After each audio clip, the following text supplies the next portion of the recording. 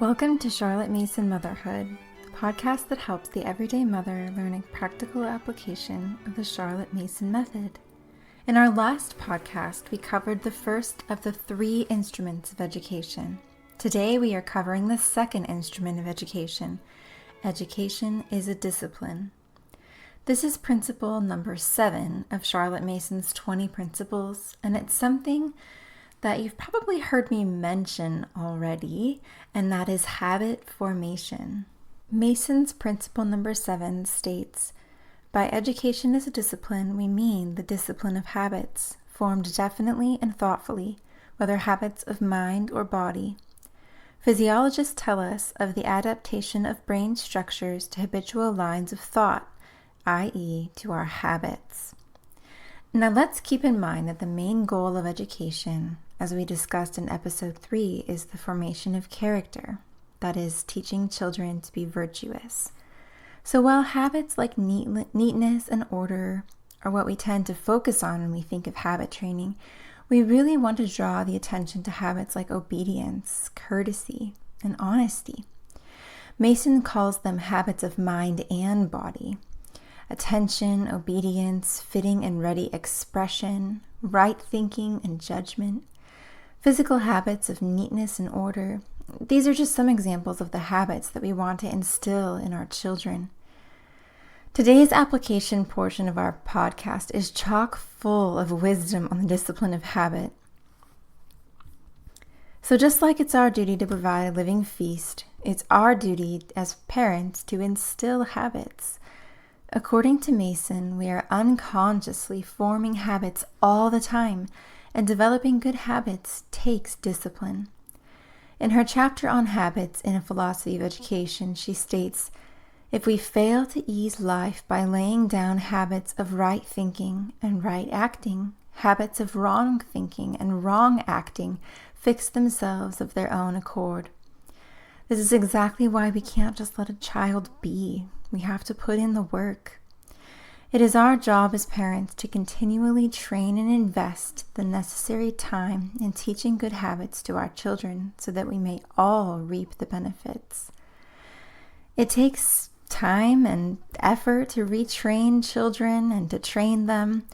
And we are all forming habits, it's true, and it's very unconscious. But the good news is that even if we have children who have developed bad habits, we can retrain ourselves and we can retrain our children. If there are undesirable habits that have been formed in your home, it is possible to change those undesirable habits to desirable ones. It may just take a little bit more effort than from starting from the beginning.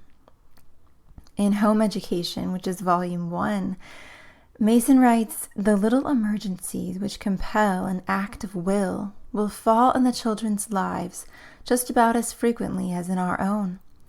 These we cannot save them from, nor is it desirable that we should.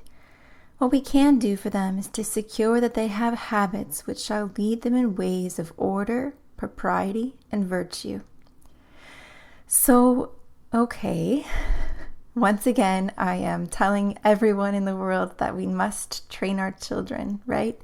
But how do we teach these virtuous habits? Habits like selflessness, obedience, honesty, courtesy. How do we teach any habit? My answer, straight out of my education courses in college 10 years ago, would have been basic repetition, right? But this is where our students' education actually comes in. And this is where our true charge as mother teachers enters. Mason quotes Aristotle when she says, we entertain the idea which gives birth to the act, and the act repeated again and again becomes the habit. Sow an act, we are told, reap a habit. Sow a habit, reap a character. But we must go a step further. We must sow the idea or the notion which makes the act worthwhile. My friends, this is our secret to habit training. Mason uses the example of a boy who read a story about a man who rose promptly in the morning. The boy was so fascinated by this story that it inspired him to do the same. His mother had to gently remind him of the story every so often when he didn't feel like rising early, but that idea, that story of that person that the little boy admired, it was inspiring to him. Once again, Mason reiterates the importance of the educational feast we are to offer through our lessons. She calls it the daily diet of wise thoughts of great minds, and many great minds. If we read enough of these tales in literature, history, our children will internalize them until they are acting, not out of obedience to authority, but an internal motivation or a natural impulse, of which Mason calls a chivalric impulse. What I'm getting at here is that we want our habits to be formed out of an inspiring idea, not just for an arbitrary reason of mom says so or dad says so.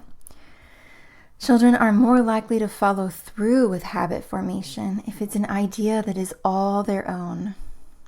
The living idea is the whole premise for Mason's educational philosophy, by the way, and why Mason's method is so successful. But we'll save that discussion for another day. This next point is key, and it's a crucial one. You only want to focus on one habit at a time. The reason for this being that children need consistency when forming habits.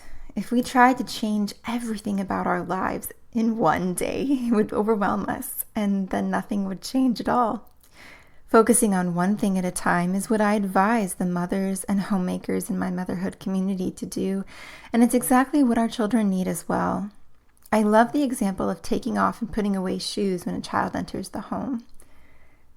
This is something that can only be done by first recognizing the reason for it, cleanliness, neatness, order, but also by a gentle yet constant reminder in the beginning, especially for very small children.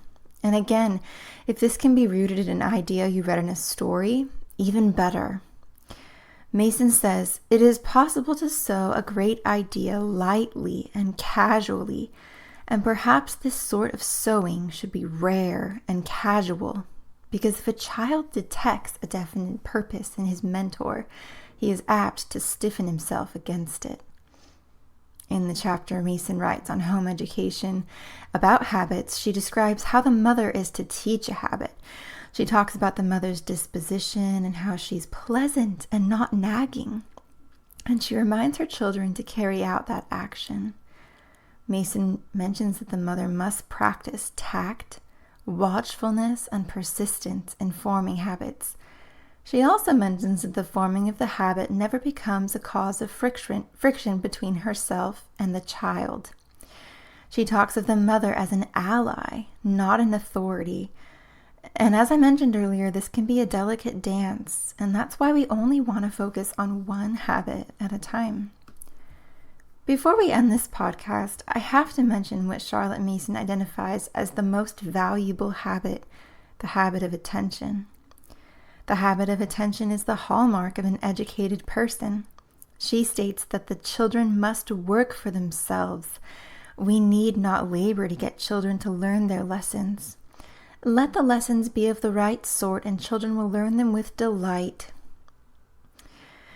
While I could talk about habit formation all day long, I'm going to end our discussion here. To recap, we've identified the 7th principle and established that we and our children are constantly forming habits all the time, good or bad. So we must take charge of habit formation in our homes.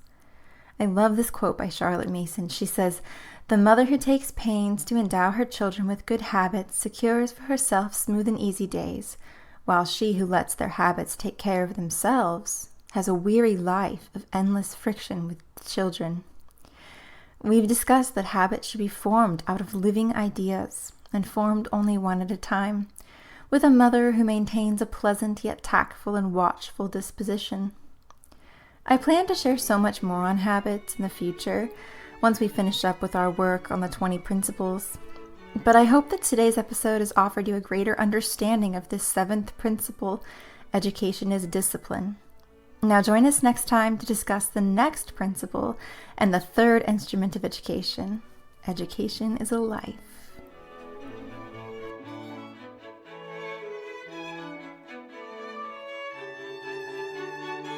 One of the hallmarks of a Charlotte Mason education is narration, the act of knowing and telling back.